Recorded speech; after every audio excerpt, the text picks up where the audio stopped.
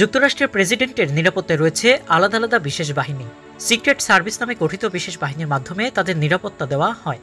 এমনকি প্রেসিডেন্ট হওয়ার পর থেকে আজীবন তাদের এই বাহিনীর নিরাপত্তা দেয়। বিশেষায়িত এই বাহিনীর নিরাপত্তা সত্ত্বেও হত্যার চেষ্টা করা হয়েছে বিভিন্ন মার্কিন প্রেসিডেন্টকে। সবশেষ সাবেক মার্কিন প্রেসিডেন্ট ডোনাল্ড ট্রাম্পের নির্বাচনী সভায় হামলা হয়েছে, এতে রক্তাক্ত হয়েছেন তিনি। এরপরেই প্রশ্ন উঠছে, তবে কি নিরাপত্তা ঘাটতির কারণে গুলিবিদ্ধ হয়েছেন তিনি?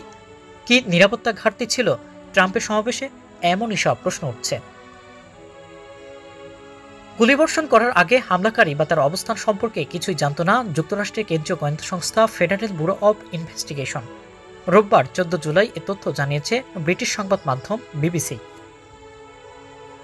সংবাদ মাধ্যমটি বলছে, সংবাদ সম্মেলনের সময় এফবিআই নিশ্চিত করেছে গুলি না চালানো পর্যন্ত ডোনাল্ড ট্রাম্পের সমাবেশের কাছাকাছি একটি ভবনের ছাদে অবস্থানরত হামলাকারী ব্যক্তি থাকার কথা আইন প্রয়োগকারী সংস্থার সদস্যরা জানতেন না।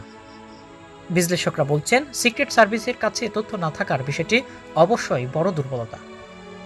একজন প্রত্যক্ষদর্শী বিবিসিকে বলেছেন, গুলি চালানোর কয়েক মিনিট আগে তিনি পাশের একটি ভবনের ছাদে একজন ব্যক্তিকে দেখেছিলেন। তিনি 3 থেকে 4 মিনিট ধরে পুলিশকে বিষয়টি জানানোর চেষ্টা করলেও ব্যর্থ হন।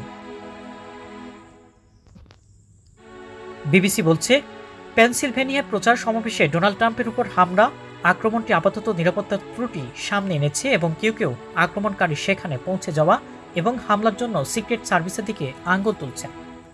যদিও হামলার পরপরই দ্রুত পদক্ষেপ নেওয়ায় সাবেক প্রেসিডেন্ট ডোনাল্ড ট্রাম্প নিজেই সিক্রেট সার্ভিস এবং অন্যান্য আইন প্রয়োগকারী সংস্থাকে ধন্যবাদ জানিয়েছেন, কিন্তু অনেকেই এ ঘটনায় প্রশ্ন তুলছেন এবং কেউ কেউ আবার এটিকে সিক্রেট সার্ভিসের সম্পূর্ণ ব্যর্থতা বলে অবহিত করছেন।